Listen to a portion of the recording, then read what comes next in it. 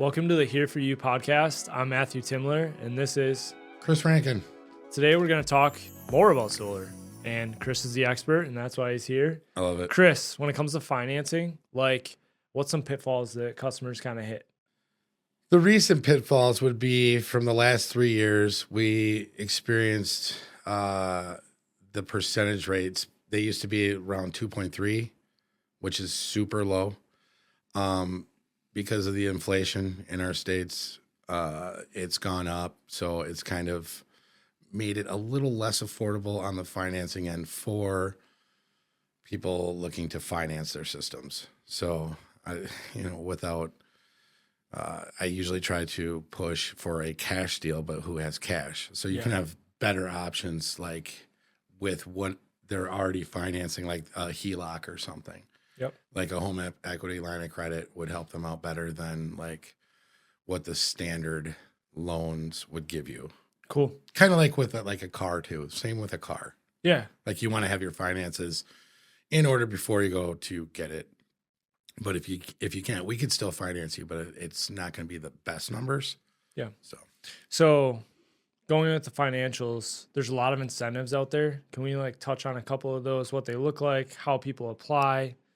Kind of go through them? Yeah, sure. So they have a lot of incentive programs for anyone looking to do residential solar and commercial, but I'm specifically speaking for residential. There is something new they came out with. Joe Biden passed the REAP program, which is very new, so I'm kind of not really well versed into it, but REAP is be an acronym for Rural Energy for America program, and that allows people to tap into. So like if they have a farmette or they live out in rural, they raise, they have, it has to be 50% of their income being drawn from their business at their rural property. And then you can see some really good benefits. Those benefits are going to be tailored to their wage brackets that they're making. So what's an example of one of the benefits that they can get? Well, for REAP, like I said, I'm not really super well versed in that, but here's an example of what you're talking REAP? Yeah, just one small example of REAP, because you said it's based on the brackets. So so you'd have to get 50%. So if you qualify, so let's just say you have a farmette or a farm, you get and you have 50% of your revenue made from your farmette. I think they'll kick in up to 50% of your bill of your what it costed you to put your solar on your roof. They're gonna cover a good chunk of it, 40 to 50. Don't quote me on that, Timler, because no. I was just curious. It's higher than the regular incentives, which would be the obviously everyone probably knows about. If you've looked at solar or Google searched it, you're gonna see the renewable energy tax credit, which is going to give you, it's a federal funded 30% tax credit. Now, a lot of people think, oh, I get 30% cash back from when let's say your system's 60,000 and you get 30% back in money. No, you don't get that back in money. You get that back as a tax credit. So let's say your property taxes are $10 grand. That 30% off of what you spent on your solar can use to wipe that out. And it can carry over too. And it can transfer to different people, different owners. So, and then another one would be Focus on Energy. Focus on Energy Wisconsin has, it used to be a 500, now it's a 300. So they had two of them. They had a 500, and this one's an actual cash back option. So you'll get $300 back. So you say, hey, I put in solar, and they're like, great, here's $300. It used to be 500. And then you can add a rural tax credit to that from Focus on Energy, which is another 300, which used to be 5. So you used to be able to get 1,000. Now you're down to 600. Gotcha. So are those stackable? Yes. So you can 100%. Get Focus on You can get the federal. Yes. Can you get the federal and a REAP? I think you can. The tax credit? I think you can, but you have to qualify for all of them. Gotcha. So you have to qualify. And there is qualifications for, let's say, the Focus on Energy, rural tax credit. You have to be in a rural area, and you can plug your address in on focusonenergy.com and find out if you are in that rural area that accepts it. Now, I happen to know offhand that if you live in Oshkosh, Madison, Milwaukee, or Green Bay, you're not rural. But basically everything outside of that is rural. So you have a good chance if you're not in those areas to get that rural tax credit. Is there any other incentives out there right now? I'm sure there is, Matt. I'm sure there is. And let's see. We did the REAP. There is, the incentive to not having an electrical bill. Talk about that a little bit. Let's do that. So you're talking about being incentivized by the government and your state to put something on your home that's going to pay you back. So that you're not going to have an energy bill. Well, that's incentive. You're just not, who wants an energy bill? Yeah, so actually I want to touch on that because last time we did the solar. I got to interrupt you. Yeah. Like you could buy a car. Yeah. Spend $20,000, $30,000 on a car. Yep. You're going to maintain it. You're going to put gas in it. And you're going to, and eventually in about 7 to 10 years, you're going to have to fold that out and get a new one. Well, solar has a little bit more of a longevity because it's not mechanical. And you pay for it and you don't have to put gas in it. It gives you the gas. Yep. It's kind of a way I put it. So yeah. So the last time we did a solar talk, somebody was like, hey, solar isn't to the point yet to where it even makes sense because you're going to spend all this money on solar and your payback window, you're never going to hit it. So where's the ROI on it? I just remember seeing that comment and I just wanted you to touch on that a little bit. I hate that comment because it's like if you're sales or whatever, it's an instant shutdown. It's not, because your current ROI. What's your current ROI on your electrical bill?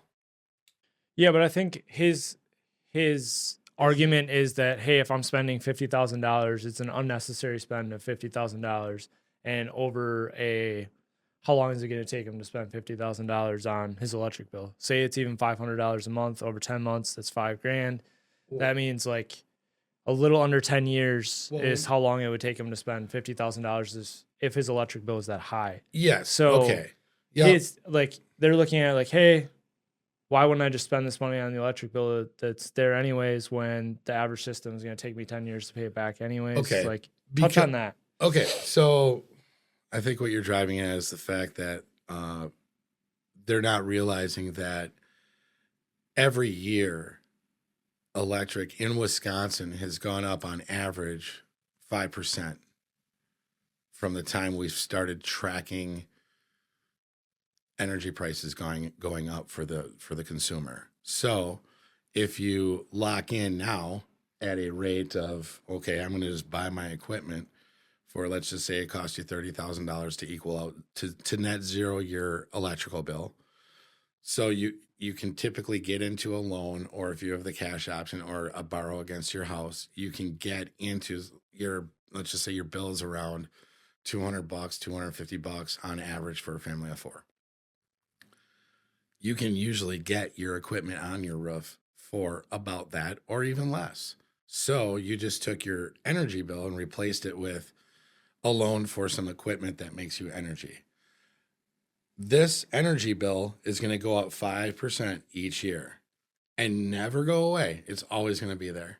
It's you just need it. You just pay it. Most people don't even look at the bill. They'll just say, honey, here's the money for the bill. Yeah. Just pay it.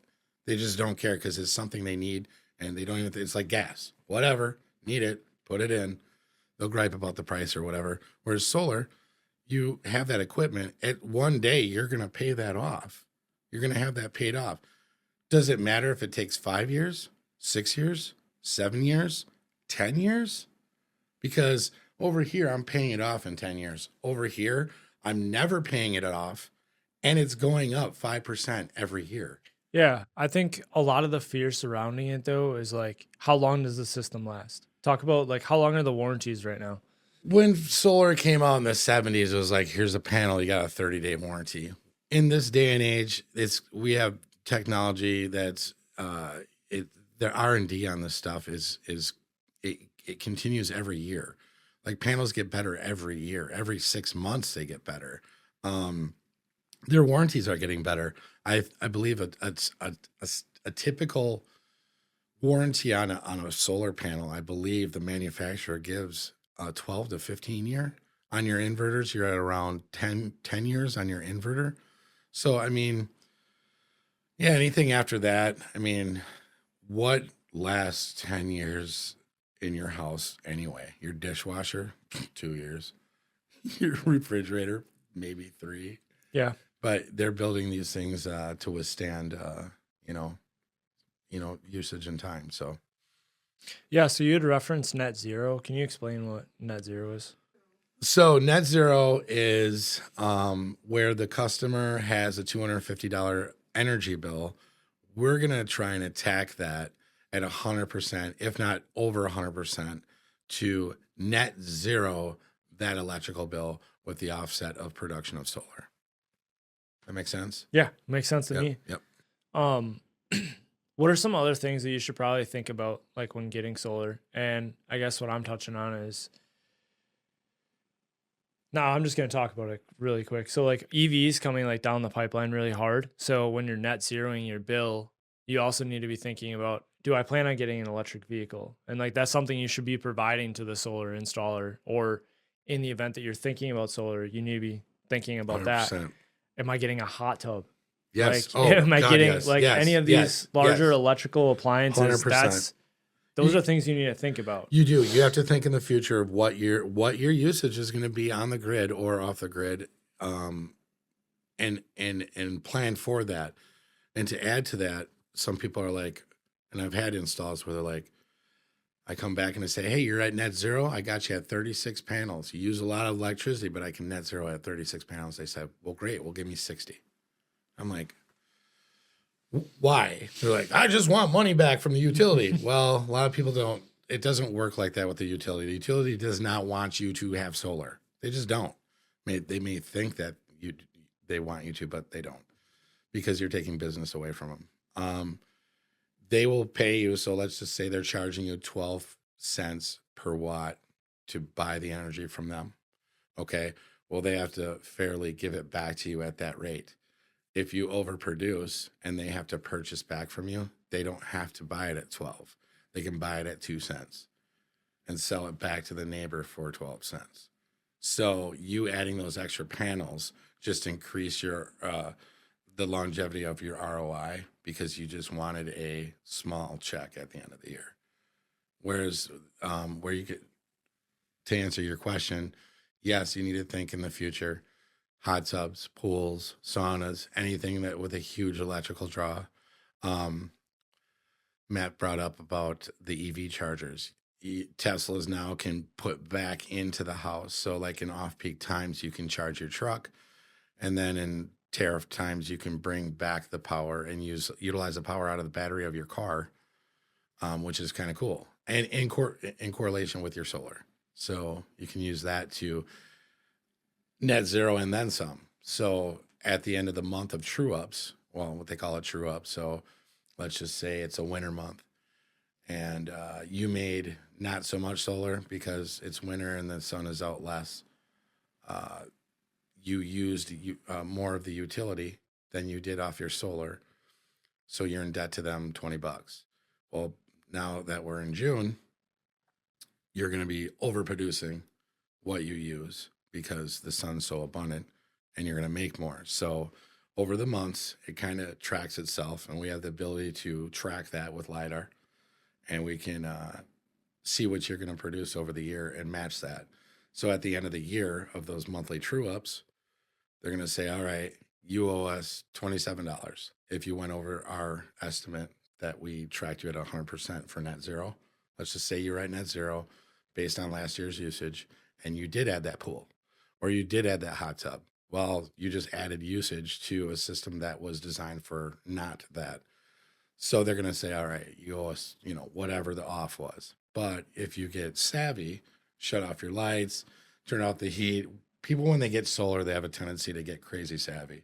They want to see some money back. So they're like, turn that off. We don't need that. And then when when I get them at like 103% efficiency, they usually go to like 110 because they're they're into it. They're an energy producer now, and they're more aware of it. Yeah. So I think there's one more thing that like comes to mind about solar, and that's batteries incorporated with solar. Yes. Like one's good, one's bad.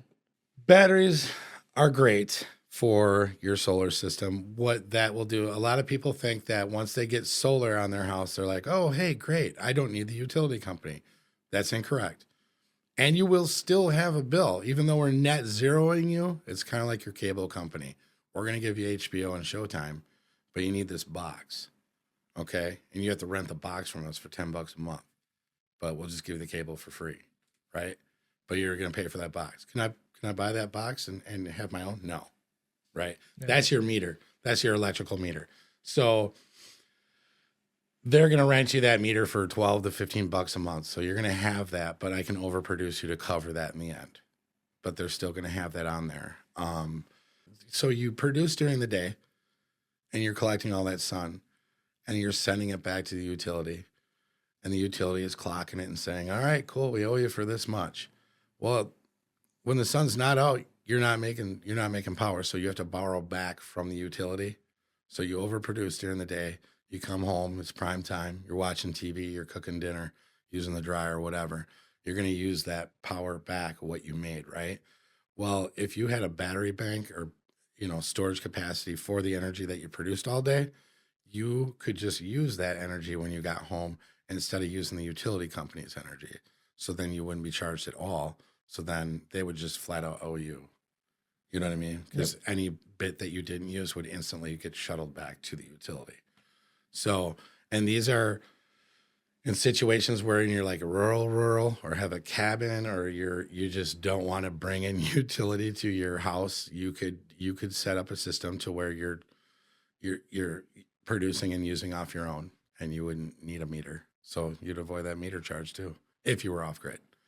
But there are systems that you can have that battery and still be on the metering process. So. What's a solar lease? A solar lease.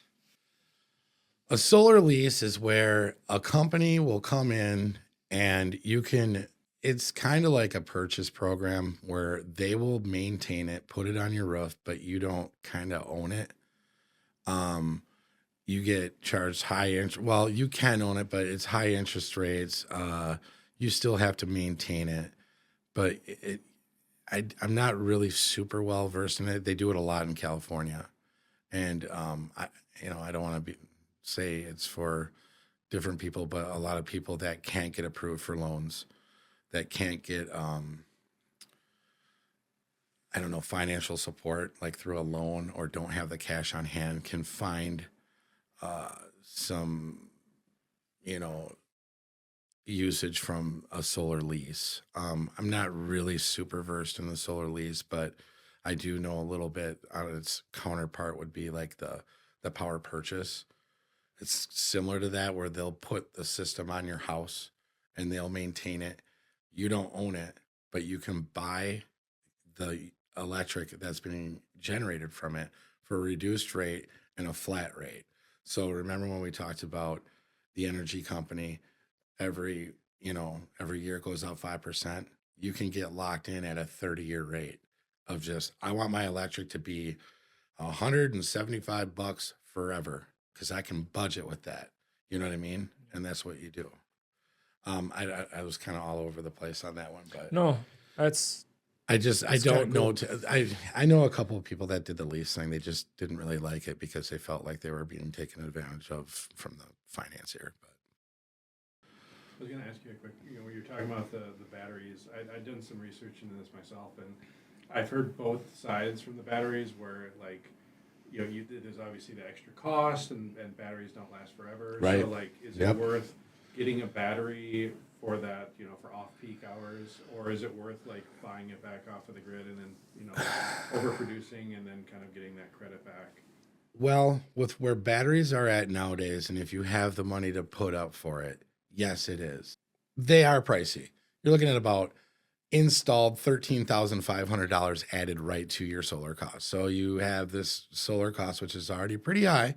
It's like a small car. You're going to add 13,000 to it. But what that does is that comes with a 10-year warranty on the product itself. Over the 10 years, are you going to recap that $13,000? Yep. I mean, it's just that simple. You're going to be saving over the course of 10 years and going up in price 5% every year on your average electrical bill. You're going to regain that in 10 years. There's one more thing that I like to think about with the battery part of it, and that's we're in Wisconsin right now, and there's a decent amount of outages, and a caveat of that is you get to get the tax credit on a battery. So if it's 13.5, you get that 30% discount. Yes, you do. Where a generator is going to cost you about the same. Right. You're going to have maintenance every Right. year. Battery has little to no maintenance. Right. And you do get to help shed off peak, as well as if you size it correctly, you can keep power for a couple days. Exactly. So like that's the way I like to think about it. No, it's and not the a couple days. It's indefinite. Well, yeah, it just depends on how the system's sized. Yep. So like you might be able to operate a couple days. You could indefinitely operate off of the grid. You could like, it's all going to totally depend on what your demand factors are. I like to design our systems to be 100% efficiency. Yeah. And like we talked about before, people like to be more savvy when they're producing their own energy. Yeah. If you're in a crisis mode where your neighborhood was just struck with your utilities are down and it's been a day or two, you're not going to be running Thanksgiving dinner. You're not going to be doing 100 loads of laundry. You're going to be really savvy about your usage. And if you can do that, if you can pin out your peak demand stuff and tailor it to, all right, let's just chill out, keep the lights down low and watch a little TV and do laundry when the power's back on, you can indefinitely stay on the, you'll be I've had installs where they call me and they're like, hey, my whole neighborhood's been out for 4 days. And not me. And they're all happy about it. I know, it's really cool because, I did the install and they're just calling me back and saying, I love it. I'm like, great. One other thing about batteries, especially Tesla, with them being like the leaders in the industry right now and the envelope that they continuously are pushing. In Hawaii, they've developed a lot of like storage systems where they're overproducing a lot of power down there and then they're shipping it back to the United States. Just knowing Elon Musk, where I suspect, and I've said this for like the last 3 to 4 years, I think he is going to try to implement a system where Tesla owners can then sell their overproducing batteries back to utility companies or across the United States because he loves free enterprise. And I totally see him heading in that direction. This is where it's so awesome to be thinking about solar right now, because if you take a look at what's happened in the legislation and what's coming into our new administrations, Doge. Yep. I mean, you're going to see, how do I put this? Obama came out with this tax credit for the renewable energies, this 30% thing, right?